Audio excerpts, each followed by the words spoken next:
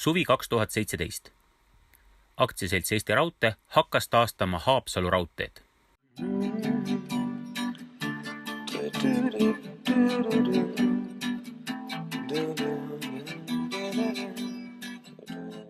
Majandus- ja Kommunikatsiooniministeerium tegi Riisipere-Turba raudtee rajamise ülesandeks aktsiaseltsile Eesti Raudtee.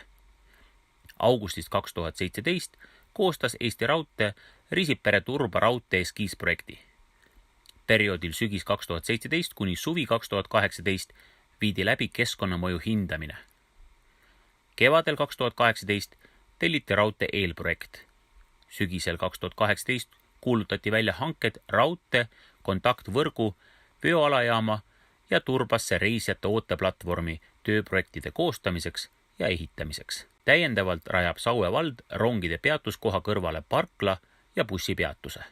18. jaanuaril 2019 algasid Riisipere-Turba raudtee ehitustööd võsa raadamisega raudteekinnistul. Ehitustööde lõpptähtajad on lepingute järgi 2019. aasta hilissügisel. Aktsiaselts Eesti Raudtee juhatuse esimees Erik Laidvee ütles: Turbas elab circa 1000 inimest. Selles suhtes täiendavad reisijad on sealt Elronile kindlasti tulemas. Mis puudutab edasist, siis loogiline oleks raudtee muidugi viia Haapsaluni. Siis me räägiksime juba arvestatavast reisijate hulgast, kes tuleksid raudteele.